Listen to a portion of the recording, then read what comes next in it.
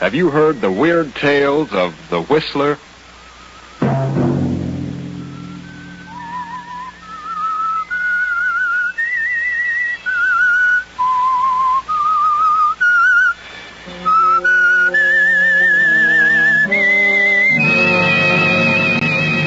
I'm the Whistler.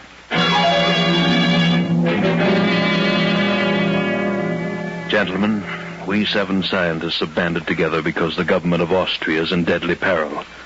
We have evidence that Austria is being dangerously undermined by the Nazis, and that nothing is being done from the standpoint of the law to prevent it. We have therefore resolved to take measures into our own hands and prevent this chaos. At our next meeting, we shall present the names of those in high places who attempt to divide and conquer, and shall decide then as to what action shall be taken against them. And such was the organization in which Hans Minkler, the young, mild-mannered biologist of Vienna, suddenly found himself a member. Hans Minkler, whose whole life was dedicated to the preservation and the saving of human life. Hans Minkler, referred to by his classmates as the man who couldn't kill a fly. Saturday night, and again CBS presents The Whistler.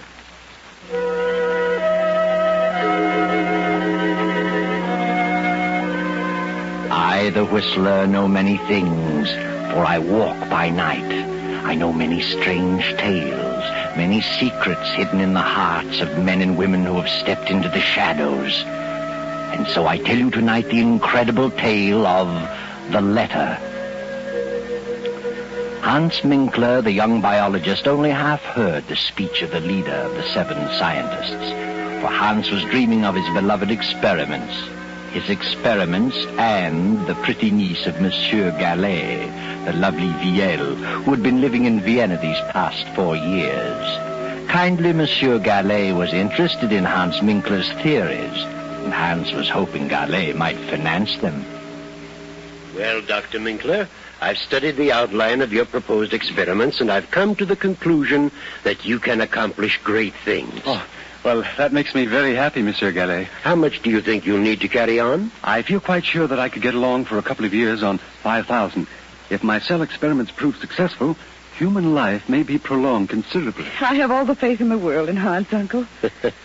My niece is certainly sold on your ability, Dr. Minkler. So are you, Uncle. You may as well admit it. Young men with your principles are all too scarce today. Europe seems to be saturated with men who claim they want to save mankind. They all seem to want to arrive at it through a destructive method. Well, it's only a temporary condition. Who do you plan to have assist you? Kurt Lassner? Kurt? Well, I haven't decided yet. Kurt is a fine young man. Yes, he was a good student, but he's drifted away from his studies. He's become absorbed in politics. Very well, Hans. I'll start you out with 5,000. Is that the way you want it, Viel? Yes, Uncle, you're a darling. I hope that someday I may be able to repay you. See where that is, Viel. Come into the library, Hans. I'll give you a check. Yes, of course. Oh, good evening, Kurt. Hello, Viel. Well, how are you? Very well, Kurt. You're very lovely this evening. Thank you. Yes, indeed. The prettiest girl in Vienna. Is Hans here? I said I'd pick him up on my way downtown. Yes, he's talking to Uncle, talking business. My, I've had a busy day. Not enough hours to go around. Sit down, Kurt. Thanks. Kurt, why have you given up your career? Biology? No, I don't know. But you could do so much good. You were so well equipped to carry on in science. Think of the things yet to be done. I'm going to do things. Great things. I mean things that will really benefit mankind. Well, that's what I mean, too. You know, you sound like Hans. Hans is very sad about your dropping your work. He counted on your helping him in his experiments. Oh, he'll get over it. Besides, those experiments can wait a while. No, Hans is going ahead. Who's going to help him? I am, if no one else. You? Well, how can you help him? I can learn biology. But it'll take a lot of money to do what he planned. He has the money. It's all arranged. My uncle has financed him. Your uncle? Yes. Well, I wish Hans luck. And I'm going to marry Hans. What? You and Hans? Well, what a surprise. Yes, I've made up my mind. I see. Well, I guess... Good evening, Kurt. Glad to see you. Good evening. Hello, Kurt. Oh, have you heard the good news? Yes, Viel just told me. And I wish you both good luck. I hope you'll be very happy. When's the wedding? Wedding? What wedding? Oh, yes. Me, of course. Typical absent-minded professor. See, look, I have the money for my experiments. Well, Hans, it's 7:45. We better run along. We have an appointment at 8. Oh, yes, the meeting. I'd forgotten. Yes, I'll be right with you. Goodbye, monsieur. Bye. Good night, Pierre. Darling. Good night, Hans, dear. I'll see you in the morning.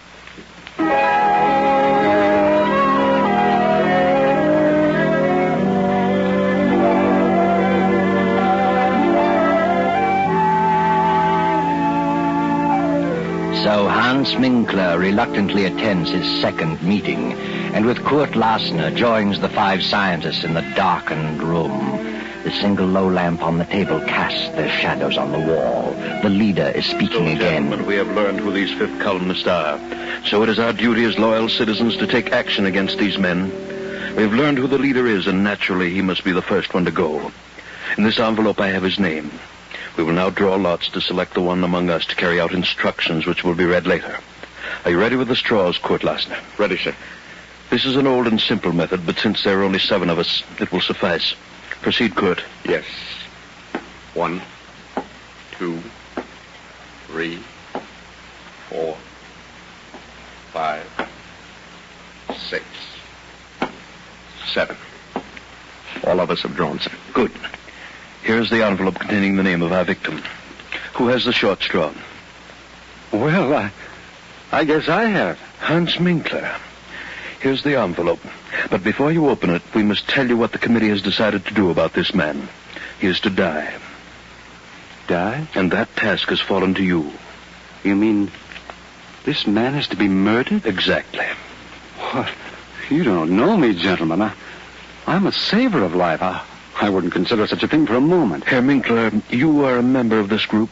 You know our secrets. It will be best for us and for you if you completely forget your scruples. Oh, but I can't belong to a society with such diabolical purposes. Why, I didn't realize what this was all about. Oh, no, I withdraw. It's too late to think about withdrawing. Do you mean that you actually expect me to kill someone? You have been selected. You are fools. Well, I couldn't kill a fly. I couldn't harm a living thing if the whole country went up in smoke. This is the most ridiculous thing I've ever heard of. You're not scientists. You're a band of madmen. Fiends. Sit down, Hans Minkler. We're not a band of madmen, and we are not fiends. We are loyal patriots of Austria who are determined to save our country. Any one of us might have drawn that straw. Well, I don't want to be a party to such a plan. I'll not commit murder. Unfortunately, you know too much about us now to pull out.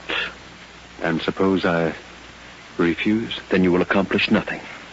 Not only will we eradicate our selected victim, but we'll see to it that you are eradicated with him.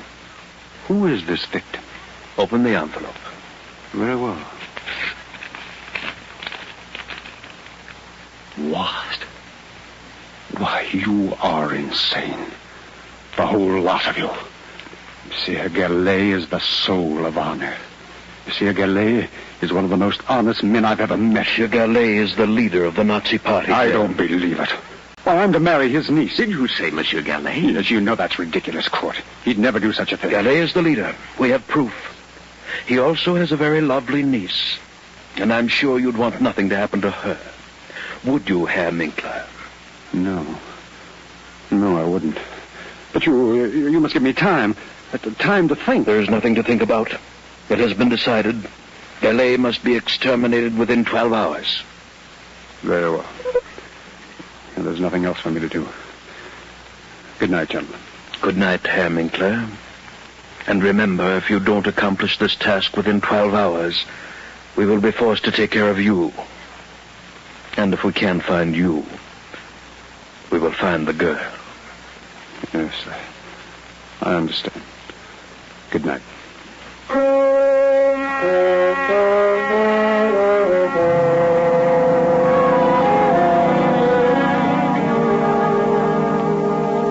Well, Hans, what are you going to do about it? You've sat in your apartment for 2 hours now. Which shall it be? 3 lives are at stake. The uncle's and yours and VL's. Hans gets his car and drives to Monsieur Gallet's home. Well, hello, Hans. What on earth are you doing here? I didn't expect you back this evening. Where is Villele? Why, she went to some friends. She probably won't be back till after midnight. What on earth's wrong with you? Get your hat and coat, Monsieur Gillet. What? Have you been drinking, Hans? Get your hat and coat. Now, wait a minute. Suppose you explain... There's no time for explanations. Get your things. What for? You're coming with me. I was just ready to turn in. You better run along, Hans. You feel better in the morning. Put up your hands, Monsieur Gillet. What? This is the funniest thing I've ever encountered. Have you really got a gun in your pocket? I have. I hope you don't force me to prove it. Well, this is certainly a surprise. The meaning of all this? I've just discovered that you're the leader of the Nazis who are trying to undermine the Austrian government. Are you serious? Yes. Who told you such a thing? There's an organization which is determined to eradicate all Nazis one by one. And you are the leader. Read this. It says leader Paul Gillet. Death. This is the maddest thing I've ever heard of.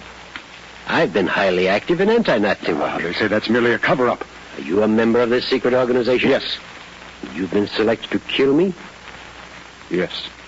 Unbelievable that you, Hans Minkler, could be mixed up in such a thing. I think you're being hoodwinked. I am an anti-Nazi. If you plan to kill me, you must belong to the Nazi organization. Get your things and come along. What do you intend to do with me? That's all planned. Come along. Very well. You, give me that gun. You fool. No, don't. You.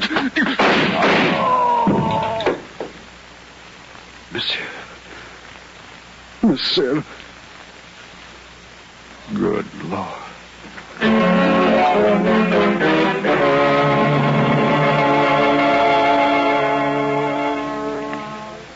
Hans stands staring at the body of Monsieur Gallet for a few moments. Then in a daze, he turns out the lights, closes the library door, and returns to his apartment.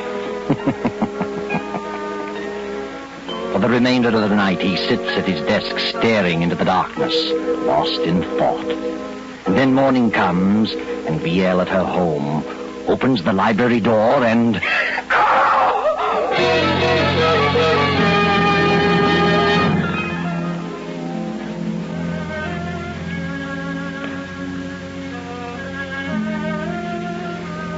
Well, he's been dead about 8 hours, Fräulein. Who on earth would do such a thing? He had no enemies. He was quite active in anti-Nazi work. Yes. Here's something we found on the library floor. A pipe? Yes. The bowl is hand-carved, has initials on it. As you see, the stem is broken. Have you ever seen this pipe before? Well, I don't remember. There's something else we found, a note, which reads, Leader Paul Gallet, death. Do you recognize the handwriting? No. Do you know anyone whose initials are HM, the initials carved on the pipe bowl? Yes, the pipe belongs to my fiancé, Hans Minkler. Your fiancé. What time did you return home last night? I attended a party and got here about 1 o'clock. I supposed Uncle was in bed. I didn't look in the library. I went straight to my room. What is Hans Minkler's address? I'm sure Hans had nothing to do with this. Are you? He lives at 13 Cronhead Street. I'll run over there. Please don't touch anything in the library. I won't. Good morning.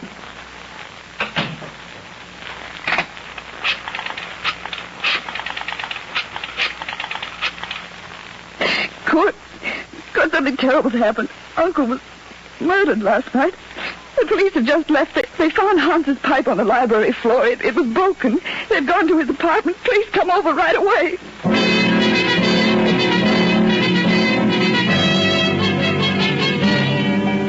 Hello, Hans. This is Kurt. The police found your pipe in Gallet's library. They're on their way to your place. You've got to get out of the country immediately. Don't wait a moment.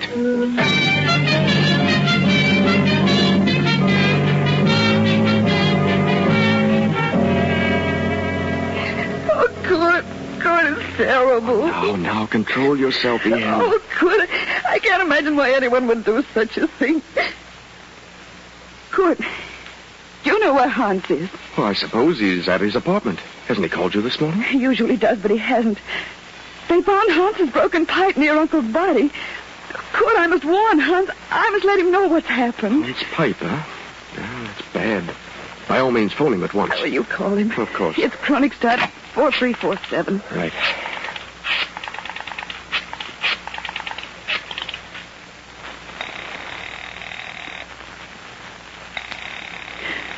It's ringing. He must be there. Oh, he would have answered by now. Where could he be? I haven't the slightest idea. But he always called me before this. Kurt, it isn't possible. It can't be. Oh, now, just try to control yourself, Yale. Oh, see who it is, Kurt.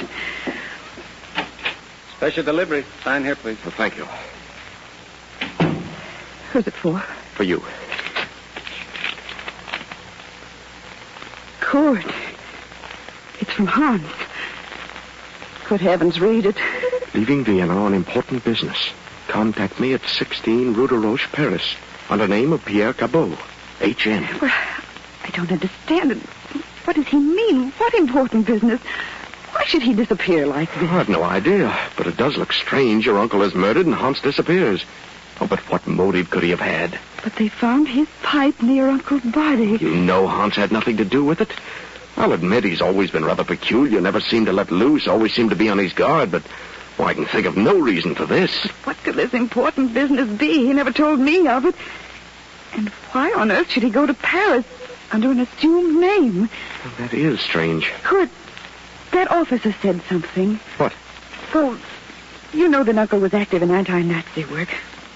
Do you suppose it could be a Nazi? No, why not? But who? Who do we know that's a Nazi? I certainly Wait don't. a minute. You just said that you felt Hans was always on his guard. Do you mean you felt he was concealing something? Well, there have been times when I felt that, but on the whole, I've thought of him as a slow-thinking, absent-minded professor. But it does seem strange that the moment Uncle gave him the check, that this should happen and he should disappear. Maybe he went to visit our old pal, Jean Renaud. You remember Jean? He was one of our classmates. But I have a strange feeling that Hans wouldn't go away like this, without telling me beforehand, unless something were wrong. Do you suppose that Hans has been deceiving us all along? What makes you ask that? Well, it suddenly occurred to me that he spoke French without the trace of an accent. And I remember Jean Renaud said once that he spoke English without an accent. So what? Well, if he did, where did he learn to do that? Certainly not by living in Vienna all his life. Oh, I see what you mean. Why didn't he tell me beforehand that he was leaving? But he wrote you this letter. Yes, but it wasn't written by the Hans I know. Oh, I think you'd better forget about it. Good. I didn't tell you this. The police found a note on the floor. It said, Leader Paul Gallet, death. It must have meant that Uncle was an anti-Nazi leader and he was sentenced to die. And if this ties in with Hans' disappearance, then Hans must have been connected with the Nazis. Oh, darling, you're getting yourself all worked up. You don't think Hans was a Nazi? Well, I'll admit the way you've got it all worked out, it sounds plausible, but if he was a Nazi and he's left the country, what can we do about it? He won't come back. But why should he go to Paris? Well, Jean Renaud was a good friend of ours. I'm sure Jean knows nothing about Hans being a Nazi. Jean would never suspect him. Maybe Paris is his next assignment. Nazis are just as busy in France as they are here. Let's see that letter from Hans. He says here, contact me 16 Rue de Roche, Paris. That's Renaud's address, 16 Rue de Roche. Oh, good. I just can't believe it. How could I have been such a fool? I'll see who it is, darling. I'm Captain Gruber from Police Headquarters. Oh, come in, Captain. Sorry to trouble you again, Fräulein. But we went to Herr Minkler's apartment. He wasn't there. He wasn't. His car has not been in the garage all night. That's strange. We found this writing on the notepad on his desk. Is it his handwriting? Yes. He's written the same two words over and over again. Gallet and Lier. As though he tried to make up his mind about something. But what's become of his car? The car's been found. Where? In a public garage. From all indications, Minkler's left the country. Probably for France. So, why France? We've discovered that Hans Minkler is a French citizen. A French citizen? What? He always led us to believe that he was a native Austrian. Now, we'll want to check things over a little further. We'll be back this afternoon. Please don't disturb anything. No, we won't. By the way, what is your name, sir? Oh, my name is Kurt Lasner. Good day. Kurt, what did you see? What were you looking at just then? Well, what do you mean? What startled you on Uncle's desk? Well, nothing at all. Let me see. Good heavens, I see it. Here on the desk blotter, Uncle's handwriting, it says, find Hans Minkler. And it was Hans. It was. Uncle was trying to tell us who did it. Maybe. To think that he could be so low as to take Uncle's money and then kill him. Oh, please, Viel. I just can't believe it. I won't believe it. I mustn't. Well, I'm sorry to say that all the evidence is certainly against him. Oh, come, Viel. Try to get this off your mind. Try to get some rest. The police will take care of everything. Oh, yes, Critter. I guess you're right. If Hans did do it, he'll pay. He's the one who'll do the suffering. Believe me.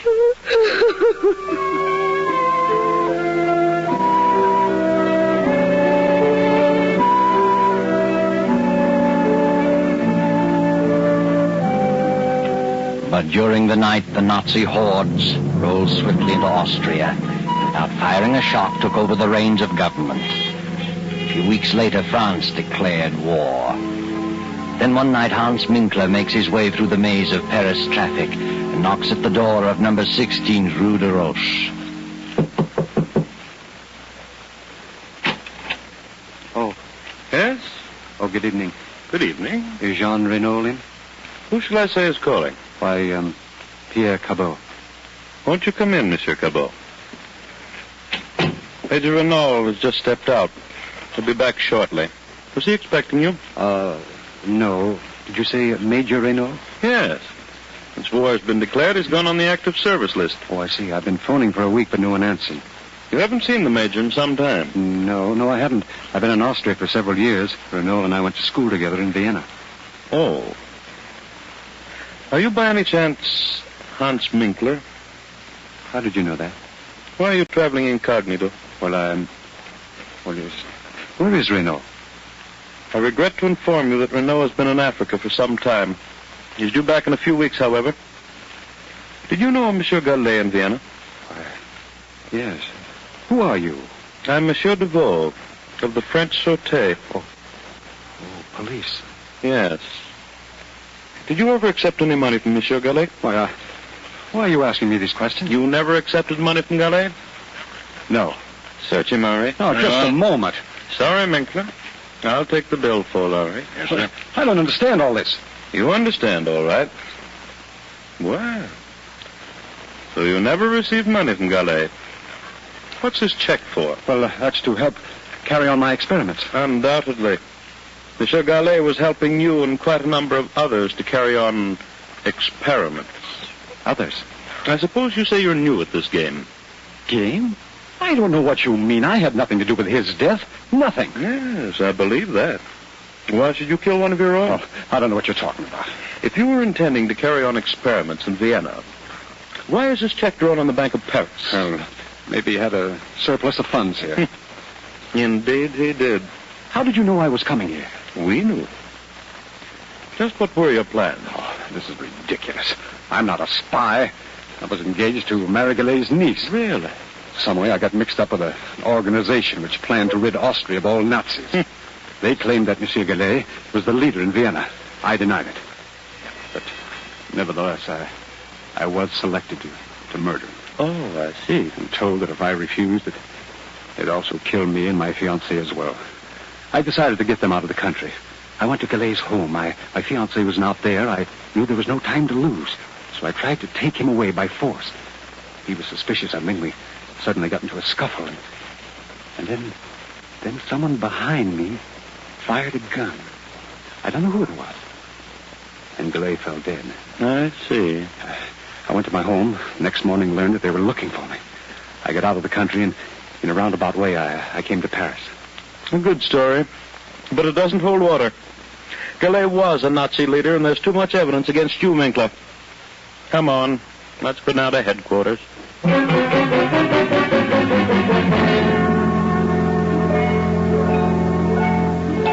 2 weeks later, Jean Renault returns to Paris.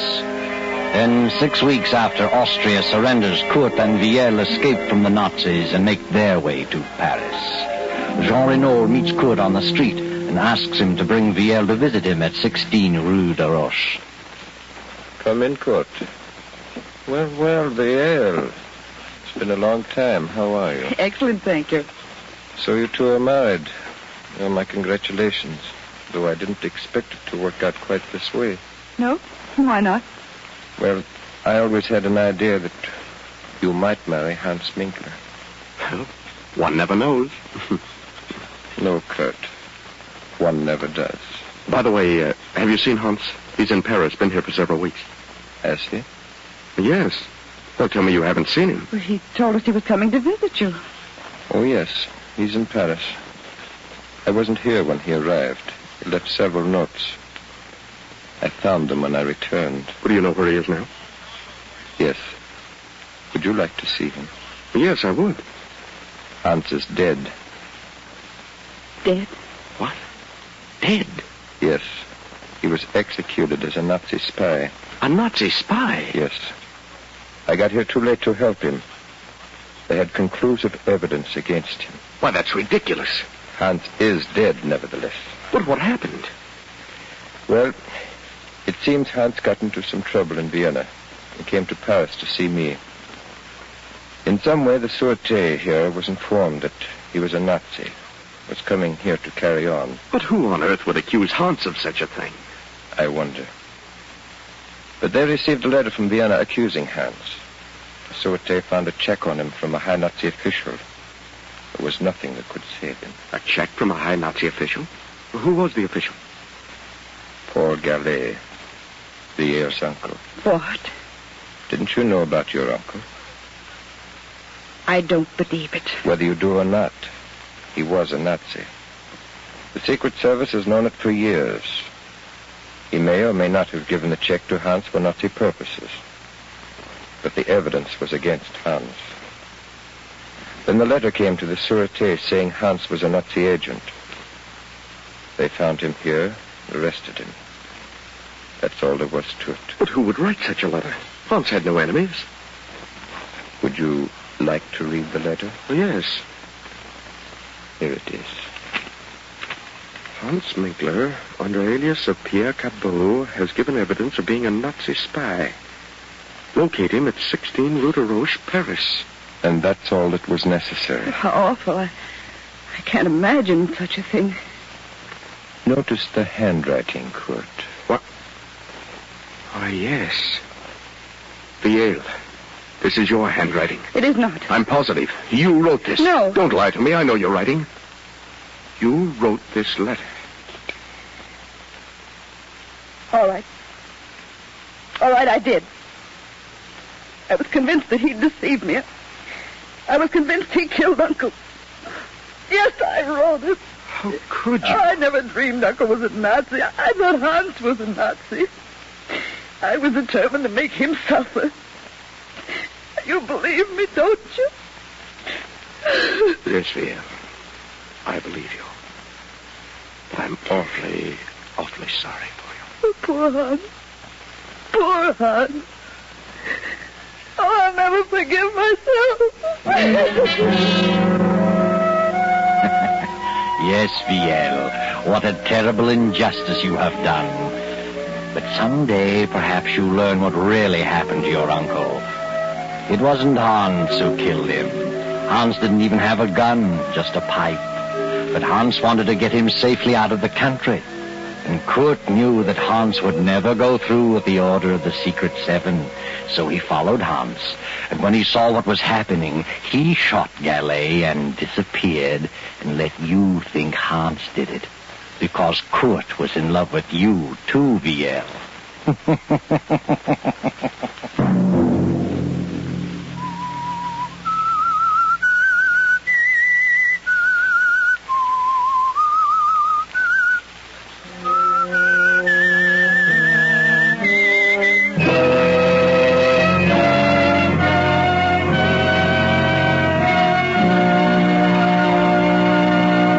CBS has presented The Whistler. Original music for this production was composed and conducted by Wilbur Hatch. The Whistler is written and directed by J. Donald Wilson and originates from Columbia Square in Hollywood. Next week, same time, I, the Whistler, will return to tell you the strange tale of Out of the Fog. Good night.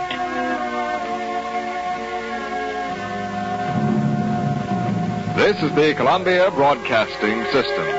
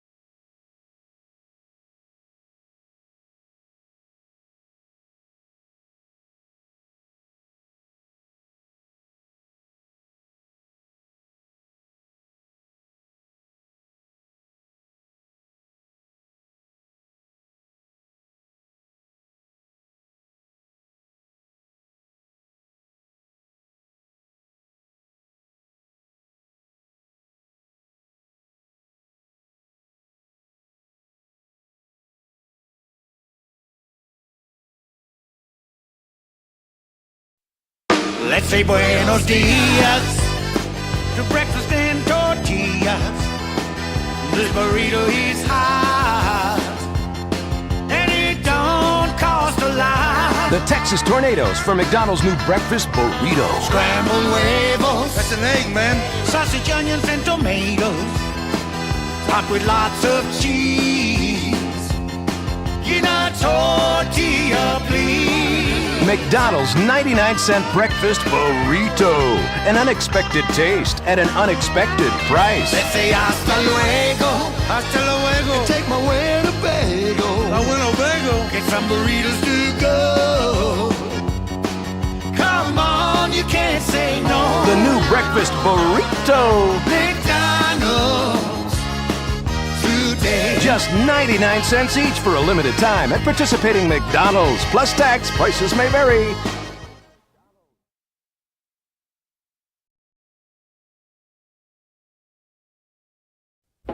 They opened with the acoustic part. It went on for an hour, music soothing to weary hearts and hard-driven minds because it understands that state of mind only too well. Then the New Riders came on with a rolling set of country rock that sounded like Carl Perkins working honky-tonks around Jackson, Tennessee. And then it was time for the Grateful Dead, and everyone was on their feet and moving. It was past 1:30 and Jerry Garcia was still going strong. Very fine indeed. That was Rolling Stone magazine talking about the Grateful Dead show. And that's the way it will be when the Grateful Dead and the New Riders of the Purple Sage appear in concert at the Pasadena Civic Friday night, September 25th. Tickets are now on sale at the Pasadena Civic box office, all mutual agencies, Wallex Music City stores, all Liberty agencies, and Sound Spectrum. And you know that notion just crossed my mind. Friday, September 25th at the Pasadena Civic, the Grateful Dead. Very fine indeed. Sure, there are lots of laundry detergents in the market, and sure, they all work. So how do you girls ever make a choice? Well, now that's easy, because now there's Penn's Choice. New Penn's Choice Special Formula Laundry Detergent, made to wash clean and bright in tri-state waters. After all, our water isn't the same as New York's or California's, so Penn's Choice makes a lot of sense. It even has a special ingredient called IMC3, and it's there just to help eliminate those ugly stains caused by iron and manganese found in our waters. So next time you shop, pick up the package with the bright red letters and the river on the front. Penn's Choice Special Formula Laundry Detergent, made by a local company to get clothes clean and bright in our local waters. Try it. You'll make Penn's Choice your choice.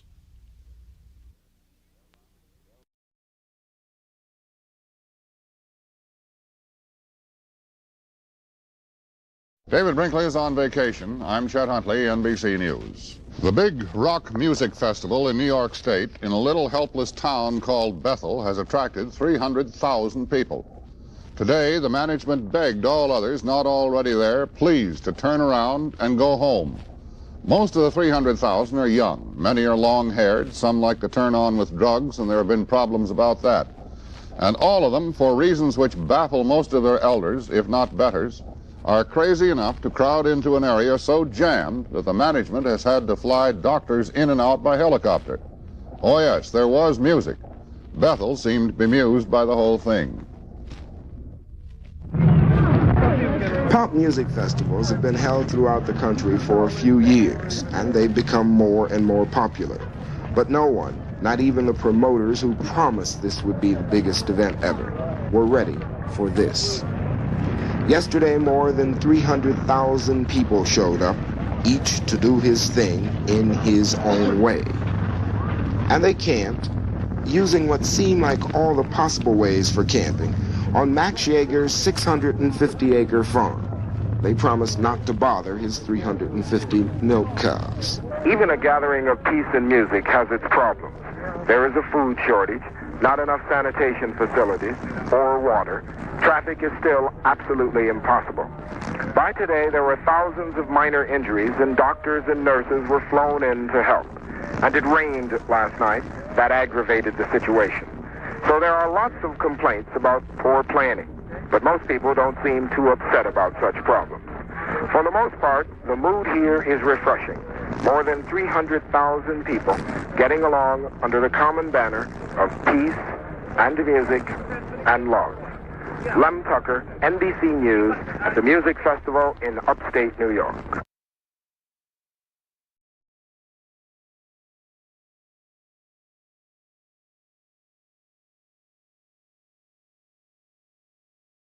In California tonight, a series of El Nino storms have left residents fearing mudslides will destroy their homes. Here's the scene in Ventura, California. Several neighborhoods have been declared unsafe and residents have been ordered to evacuate. Officials warn them that a nearby hill could give way at any time. In Northern California, the problem is rising water. In Lake County, north of San Francisco, Clear Lake is more than 2 feet above flood stage. Dozens of homes have been damaged in the flooding and hundreds more are in danger. And the rains let up in the Hollywood Hills, but major erosion opened up a huge sinkhole just outside one resident's door. The ground in the area is saturated from the recent storms. The California coast is bracing for more El Nino rains tomorrow and then maybe some clearing after that.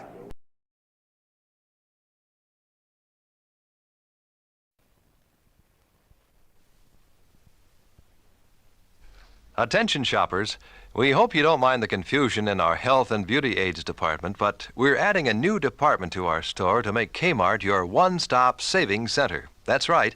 In a short while, you will be able to have your prescription filled by your Kmart pharmacist. In the future, remember Kmart when you need a prescription. Bring your prescriptions by and have them filled while you shop. Can you believe prescriptions filled at Kmart prices? And thank you for shopping at Kmart.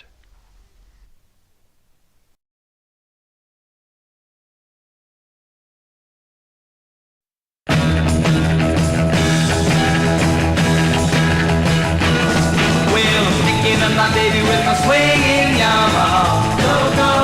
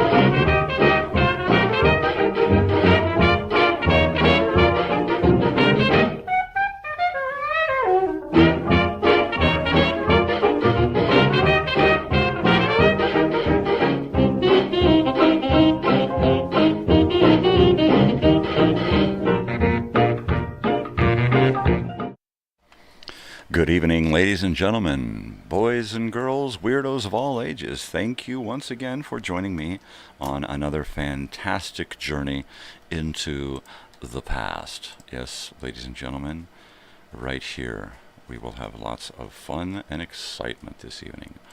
There's no sense in delaying the show any longer. Let's get going. Let's hear some music, babies. How about some of this?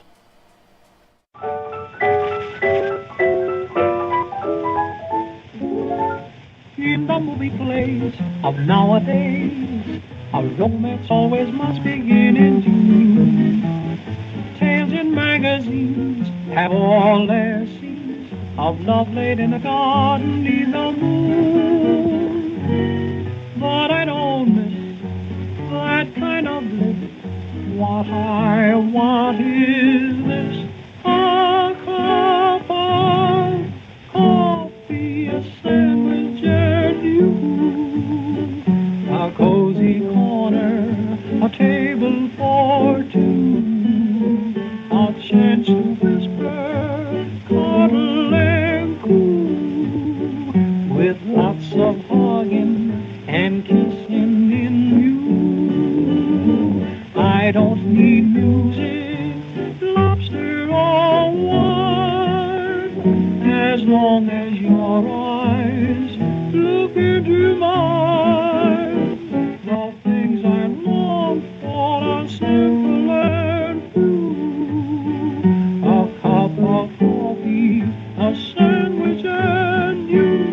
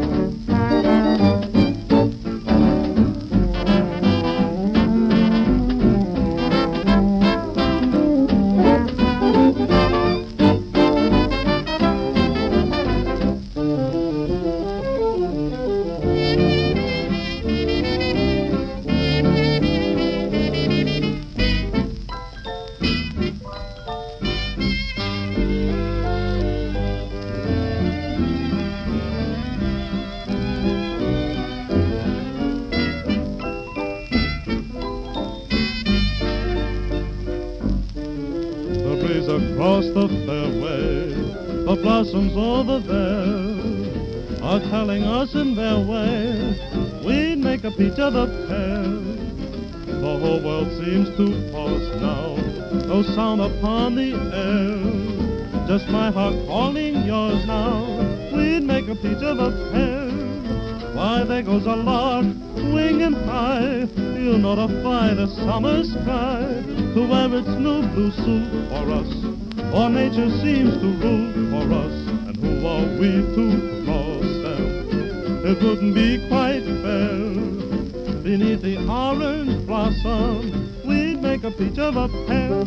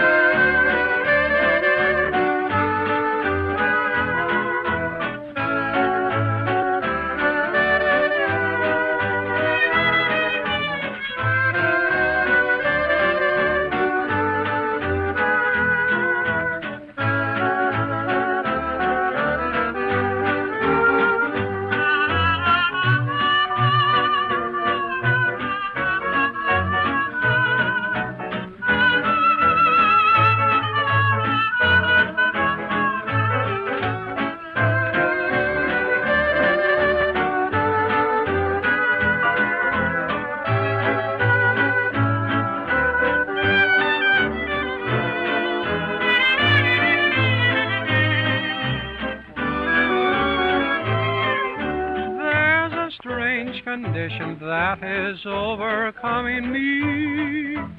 It's a power that I can't control. Like a great magician doing things you can't see. Love is playing with my heart and soul. Two brown eyes and two red lips are driving me mad. Boy, oh boy, I've got it bad. Every squeeze is heart disease, and just let me in. Boy, oh boy, I've got it bad. What I've got, I'm certain not a doctor can cure. What I've got is hurting, look at my temperature. Like the case that once took place with mother and dad. Boy, oh boy, I've got it bad.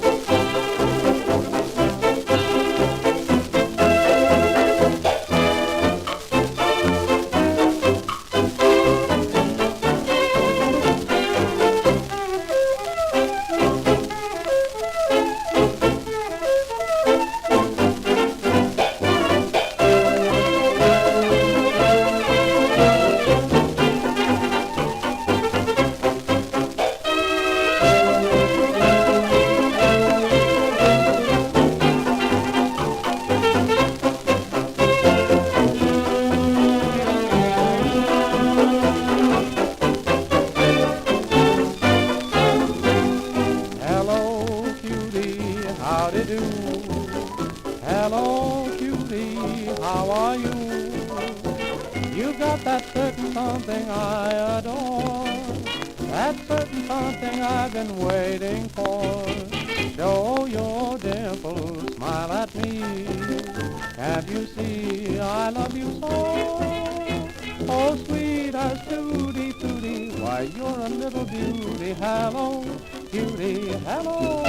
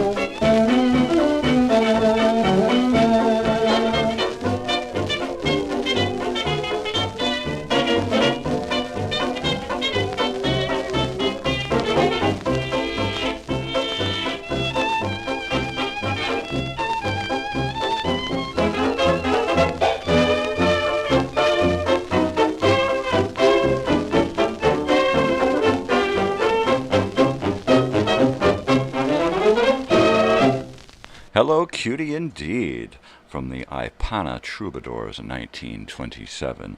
Before that, we heard Oh Boy, Oh Boy, Oh Boy, I've Got It Bad, from Nick Lucas in 1931. A Peach of a Pear from the Gus Arnheim Orchestra in 1930. And another one from Nick Lucas, A Cup of Coffee, A Sandwich, and You, from 1926. Speaking of a cup of coffee, a sandwich, and you, let's pay some bills, baby.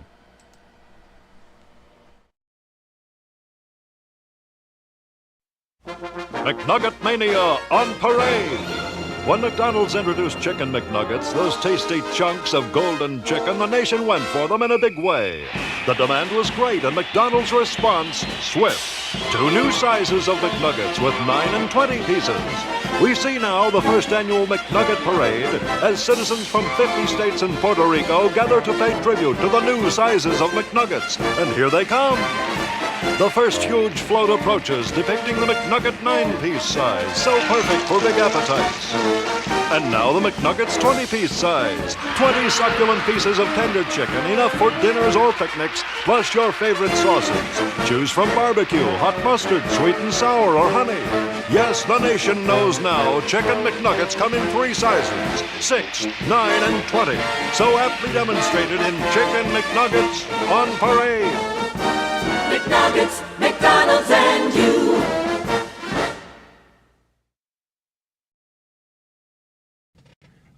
Back again. This is BMR on KMET, and I'm going to take care of some business right now. Very important business because that's the name of this little old game.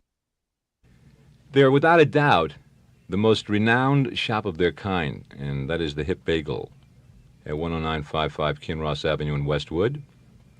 Why is the Hip Bagel so renowned? Well, listen. Why was Cantor's before them renowned? Not because Mort Saul once did a routine the night that Cantor's closed, and all kind of number like that. Well, the Hip Bagel has gotten into... The bagel used to be a throwaway item, you know. Well, let's have bagels and cream cheese, man. Bagels and lox, blah, blah, blah. But they took it a step further. And they said, no, a bagel is really a thing to be placed on a pedestal and admired and cherished. And therefore they come up with bacon bagel burgers, bagel cheeseburgers, bagel ham and cheese. It's very, very unethnic, but so together and now. The Hip Bagel at 10955 Kinross Avenue, if you want to see a bagel that has been crowned king. Ladies and gentlemen, you've heard about it, read about it.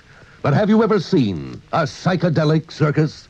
Those innocent, fun games of the hallucination generation?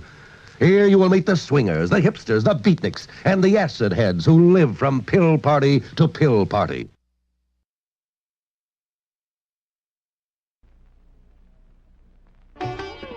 This is Ravi Shankar. As I travel around the world, I feel that the young people are searching for the means with which to attain peace, happiness, and spiritual awareness. Why not get high on life itself without using any drugs? You young ones, you have the elixir of life. You don't need hard drugs to make your life more meaningful.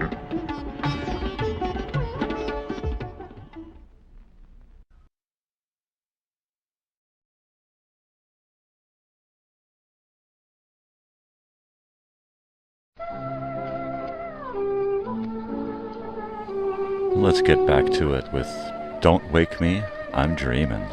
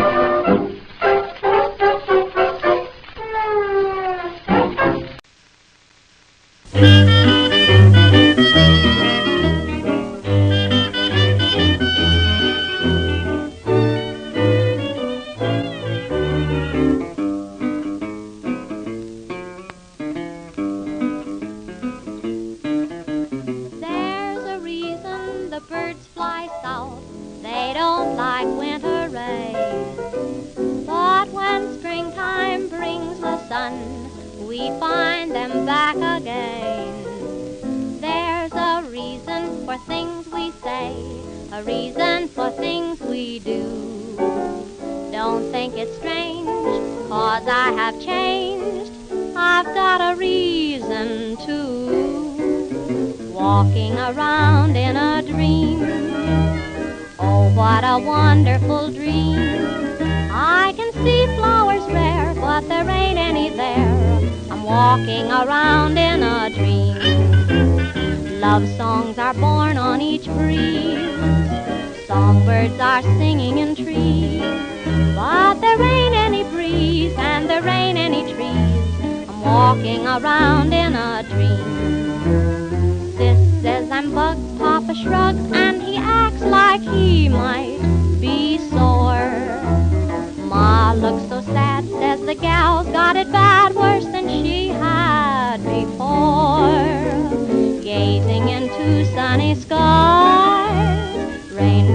fall into my eyes. And the reason, I guess, is that someone said yes.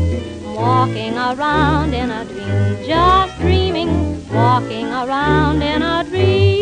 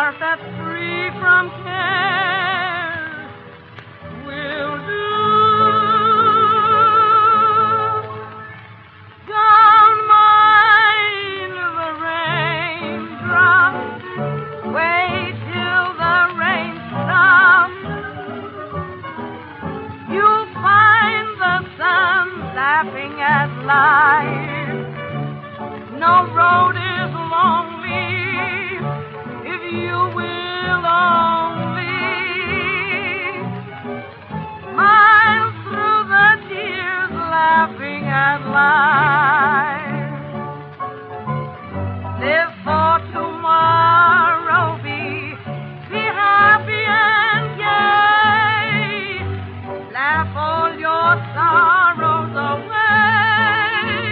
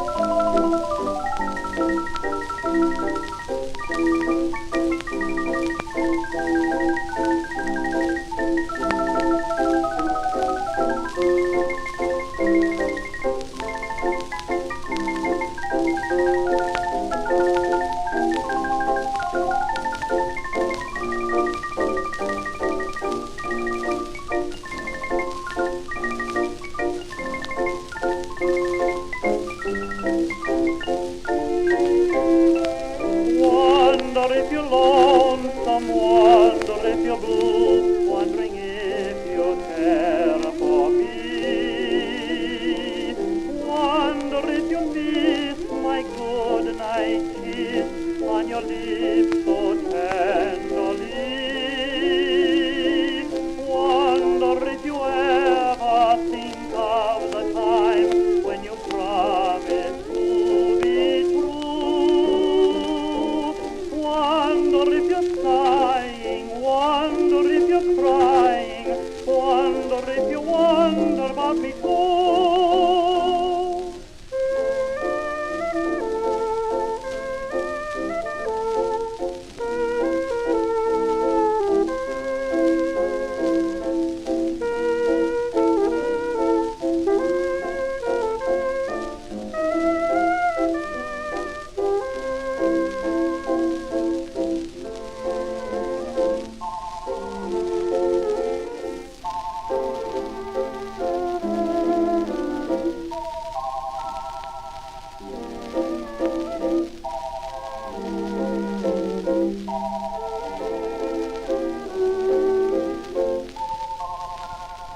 Wonder if you ever think of the time when you promised to be true.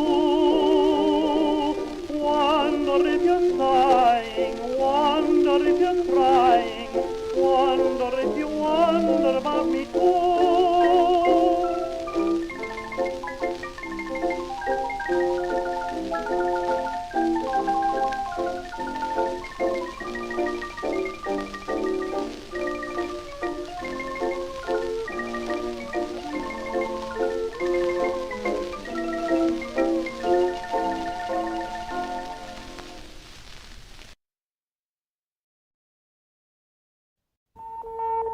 .72 degrees. Here's the news. I'm Charlie Wright. And here's a familiar name, J. Edgar Hoover. But the FBI chief is in a new role this afternoon. Our John Aubuchon says Hoover has written a letter to the college students of 1970. And he coupled it with a warning to moderate students that the radicals will be trying to enlist them for violence.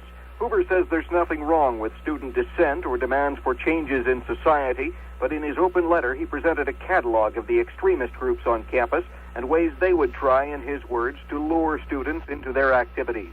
Most of the tactics Hoover warns of are of the indoctrination variety, asking the subjects to accept the idea that their school is irrelevant, that law officers are repressive, that anything is acceptable, even terrorist bombings, if one is sincere or idealistic. Hoover closed by disputing those he called the prophets of pessimism, noting that while the campus situation this fall is serious, it is not hopeless. John Aubuchon, Washington. A brief rock and bottle throwing melee at Griffith Park this evening. About 100 police officers were rushed to the merry-go-round area where about 600 persons were reported fighting.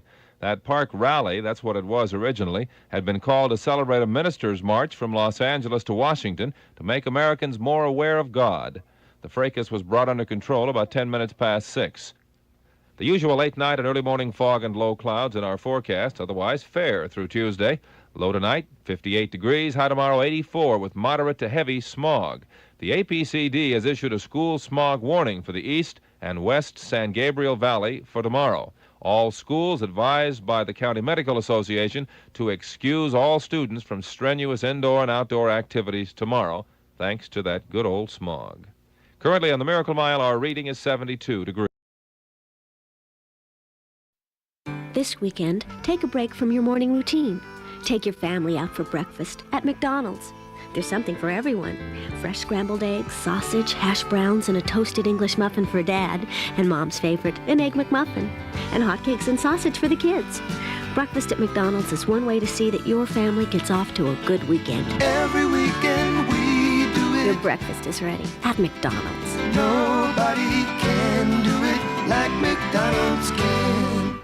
And that was the news and weather together, brought to you by McDonald's and KMET. Let's see, before that commercial break, we heard Wondering by the Marimba Dance Orchestra from 1925, and from 1930 we heard Laughing at Life from Belle Baker. Before that, from 1929, we heard I'm Walking Around in a Dream by Ruth Etting, and Don't Wake Me Up, Let Me Dream, to start that block off. And now, have any of you ever seen a straight banana?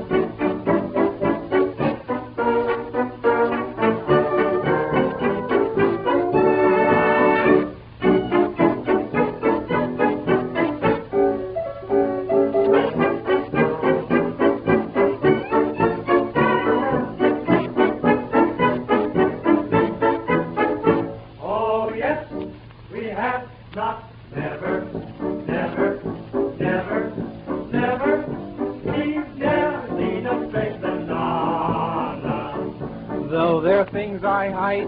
Millions I have ate, but God blind me, I've yet to see bananas that are straight. I have seen them by the carload on the Delaware and Lackawanna, but we've never, never, never, never, we've never seen a straight banana.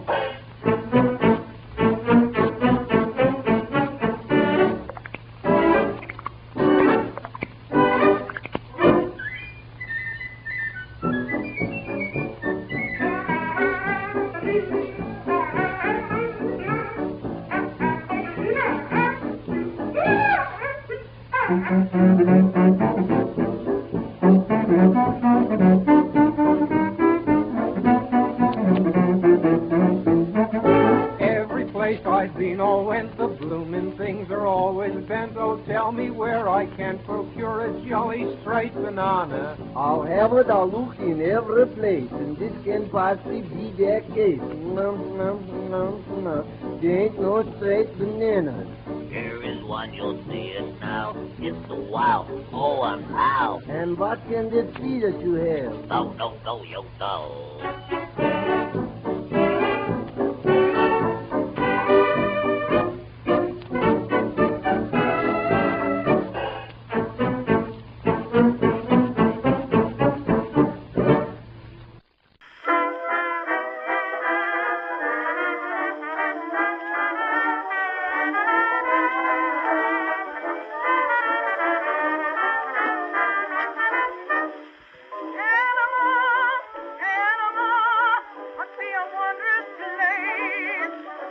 I'd like to pitch my tent there.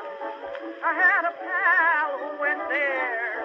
Strange to say, yesterday, to me he said alone, things are breaking wrong, but one thing gets my goat, the Panama Mamas, they're ruining me. The Panama Mamas, they're sweet as can be. Down by that great big canal each night they're dancing, and when they shake their hips, you'll see a great big bunch of sailors desert their battleships. Each night in the moonlight, where the stars can see, they grab the little mama sitting under a tree. They shook so much, I understand. They caused the earthquake in Japan, and my mama, they're ruining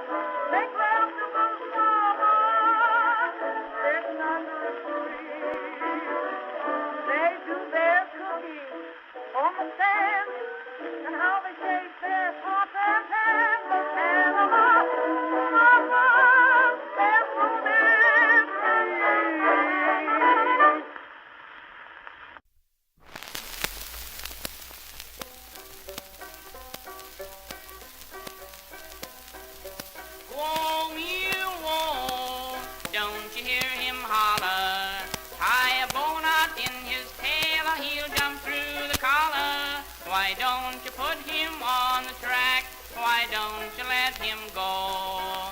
Every time he comes around, it's whoa, damn mule, whoa. Riding on a humpback mule, riding on a humpback mule. When I pass her by, she winks that roguish eye, riding on a humpback mule. Oh, mule, whoa, you stop them eyes a-blinking. You switch your tail, you lift your foot, you got me a-thinking. Something's going to happen, sure, to you or me, I know. Every time he looks around, it's whoa, there mule, whoa. Riding on a humpback mule, riding on a humpback mule. When I pass her by, she winks that roguish eye, riding on a humpback mule. Whoa, mule, whoa, he certainly am a sinner. He bit the tail off Granddad's calf and ate it for his dinner. He killed a pig, he kicked a cow, he's certainly on the go. Every time he comes around, it's whoa, there mule, whoa. Riding on a humpback mule, riding on a humpback mule. When I pass her by, she winks that roguish eye, riding on a humpback mule. Whoa, mule, whoa, I'm done with you forever. You ain't no good, you never was, you never could be neither. You's going to die and take a trip to the hot place down below. When old Satan sees you coming in, he'll shout, whoa, there mule, whoa. Riding on a humpback mule, riding on a humpback mule. When I pass her by, she winks that roguish eye, riding on a humpback mule. A humpback mule indeed. I'd stay away from that thing. It'll probably kick you. That's Chubby Parker doing that one. From 1925, Those Panama Mamas by Belle Baker. Hi, Tootsie. How are you, girl? She's doing her nightly yoga on the floor there. And I've never seen a straight banana, but is that Popeye singing in that song there? I've never seen a straight banana. It sounds like Popeye to me. But I know what this is. This is food, baby. It's not always easy pulling yourself together in the morning. So if you found matching socks and made it out the door today, give yourself a little reward. Your breakfast is ready at McDonald's. Come on in and sit down with a steaming cup of our own specially brewed coffee, some fresh scrambled eggs, pure pork sausage, and crunchy McDonald's hash browns. We're right on your way, so come on in. Nobody can do it Your breakfast is ready at McDonald's. like McDonald's can.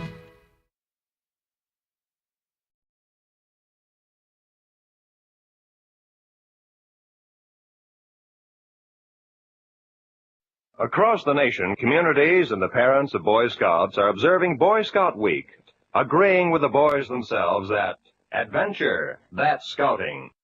Everywhere you go, across the country trip or across the street party, you carry the fun with you when you own a Columbia stereophonic high-fidelity phonograph. There's a marvelous selection of 7 new portable models in smart new color combinations at your Columbia phonograph dealer from which you may choose. Each one is a masterpiece of design and beauty. More quality, more features, and more styling have been built into these sturdy portables than ever before. How much fun you'll have enjoying all the wonderful new sound of stereo records. Regular records take on new beauty, too, when played on handsome Columbia portables. You'll be amazed at the big console sound that is reproduced by Columbia portable stereophonic high-fidelity phonographs. You'll thrill to the excitement of Stereo One by Columbia, #1 in the wonderful world of sound. And Columbia portables are economical, too. Prices start as low as $24.95. See them and hear them at your Columbia phonograph dealer. I don't want to grow up. I'm a Toys R Us kid. They got a million toys at Toys R Us that she can play with. I don't want to grow up. I'm a Toys R Us kid. They got the best for so much less you really flip your head. From bikes to trains to video games, it's the biggest toy store there is. Gee whiz. I don't want to grow up, 'cause baby, if I did, I couldn't be a Toys R Us kid. More games, more toys, oh boy. I want to be a Toys R Us kid. Wow, I actually got a little choked up and got goosebumps during that last one there. I'm still chicken-skinned here on the Old Time Radio Show here. I think we've got time for a big block here, so let's get started. These are some of my favorites. I hope you enjoy.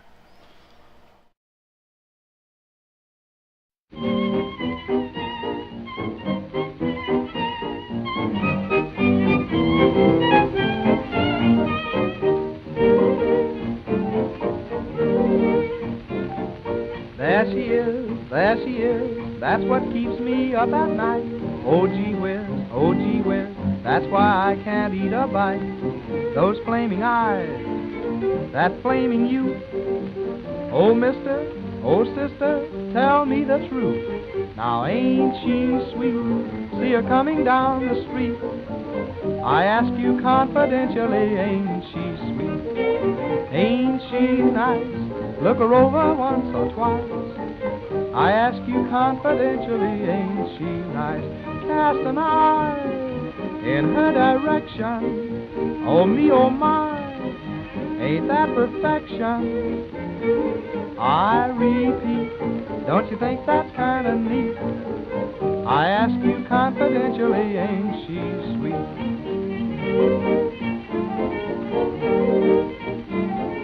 Tell me where, have you seen one just like that? I declare, that sure is worth looking at. Oh boy, how sweet those lips must be. Oh, gaze on it, doggone it, answer me. Ain't she sweet, see her coming down the street. I ask you confidentially, ain't she sweet? Ain't she nice, look her over once or twice. I ask you confidentially, ain't she nice? Just cast a little old eye in her direction. Oh me, oh my, ain't that perfection? I repeat, don't you think that's kind of neat? I ask you confidentially, ain't she sweet?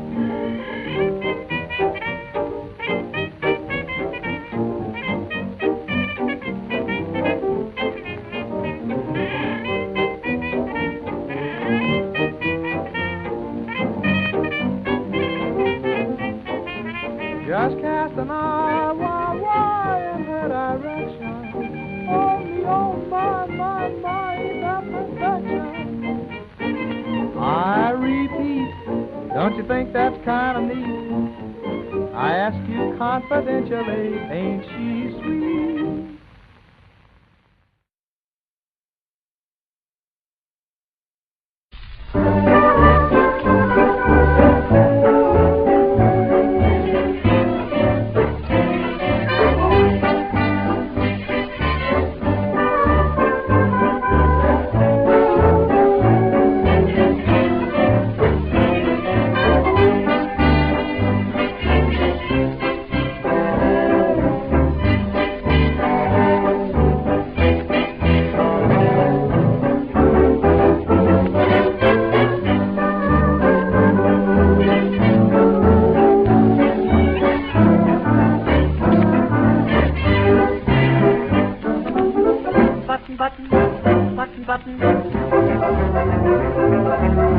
Button up your overcoat when the wind is free. Be sure to take good care of yourself. You belong to me.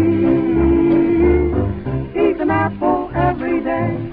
Get to bed by 3. Be sure to take good care of yourself. You belong to me. Be careful crossing streets. Don't eat meat. Cut out sweets. You'll get a pain and ruin your tongue. Keep away from bootleg hooch.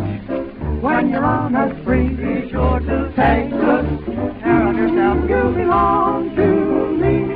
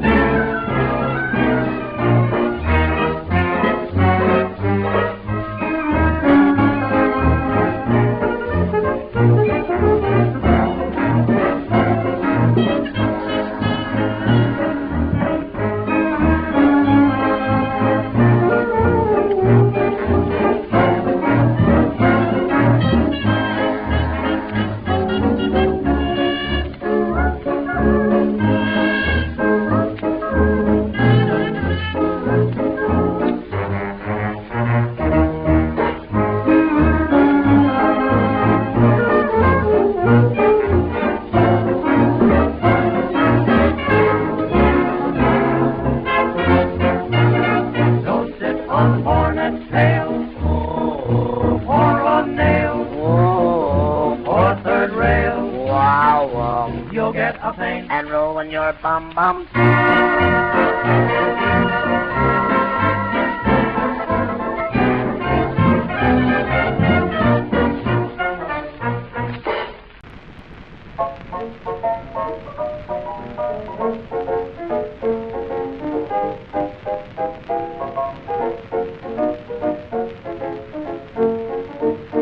Don't want any millions, I'm getting my share. I've only got one suit, that's all I can wear. A bundle of money won't make you feel gay. A sweet little honey is making me sad. I'm sitting on top of the world, just rolling along, just rolling along. I'm quitting the blues of the world, just singing a song, just singing a song. Glory, hallelujah, I just phoned the parson, hey, par, get ready to call. But just like Humpty Dumpty, I'm going to fall. I'm sitting on top of the world, just rolling along, just rolling along. Some people have diamonds and beautiful pearls, while others have children, just kiddies with girls. Keep all of your fortune, keep all of your fame. I just found a sweetie who's changing her name. So I'm sitting on top of the world, just rolling along, just rolling along. I'm quitting the blues of the world, just singing a song, just singing a song. Glory, hallelujah, I just phoned the parson, hey, par, get ready to call. But just like Humpty Dumpty, I'm going to fall. I'm sitting on top of the world, just rolling along, just rolling along.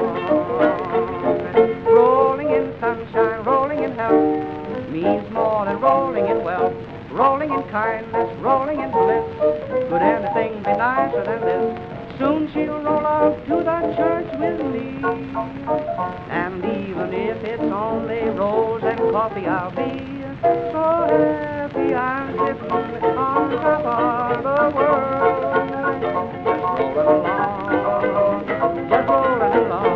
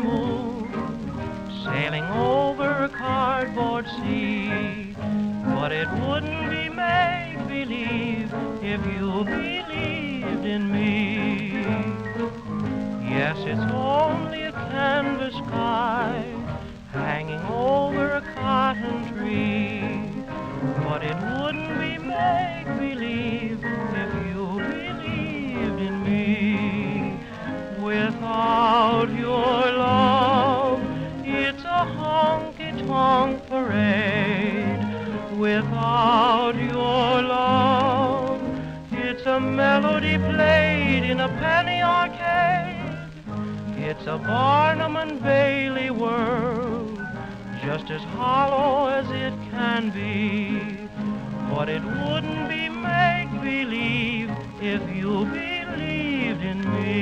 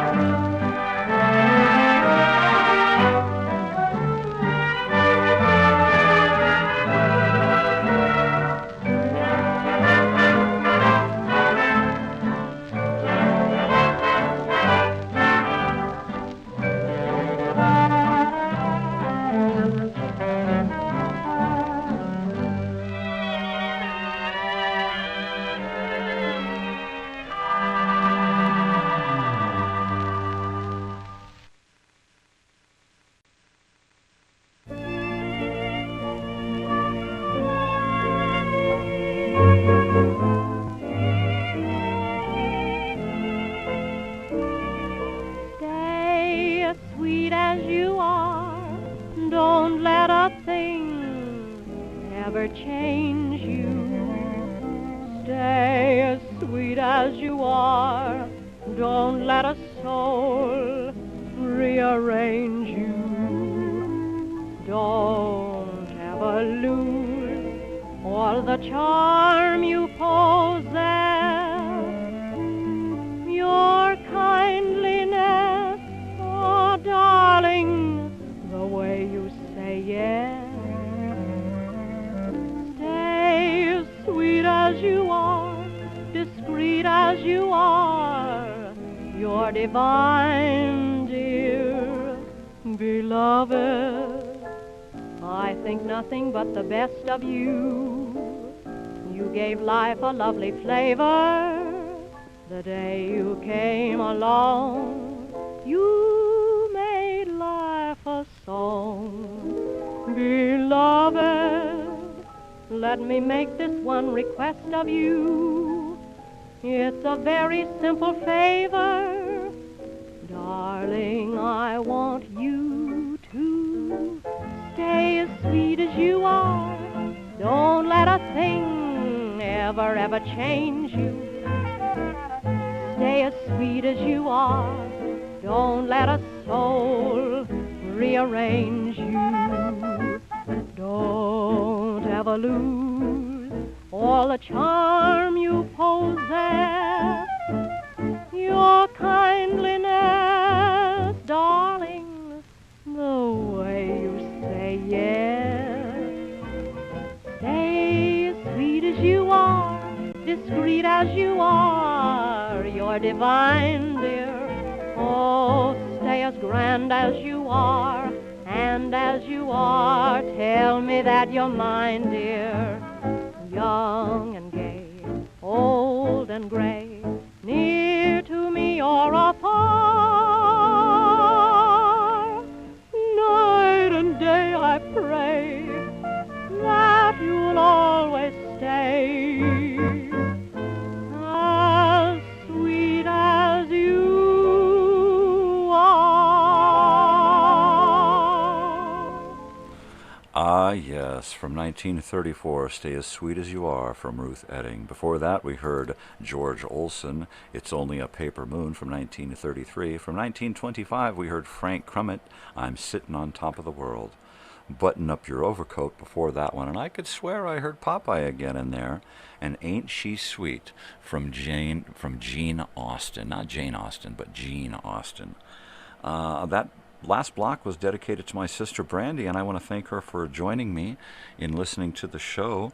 And like I said, that was dedicated to you in our little rascal days, back when we would watch the old black and whites on the tube all day and all night. Ah, boy, were those the days. All right, well, it's time for me to get some dinner and sit down with my wife and watch some Barnaby Jones. And don't forget that on Roku right now you can find all of the Sid and Marty Krofft shows. So be sure to tune into all of that excitement as well. And I will see you here bright and early tomorrow morning for another episode of Mornings with Crazy Old Weird Bearded Guy. And please join me for the weirdness. You never know what's going to happen or who's going to stop by or what I'm going to decide to do. But tomorrow is Throwback Thursday, so we'll see what happens. Once again, thank you for joining me, everybody. Be kind to each other, love, peace, and you know what? Most especially, I want everybody to just stay weird, because that is like the best thing that you can do, right? For yourself and for everybody around you, is just to stay weird, man. All right, take care, weirdos.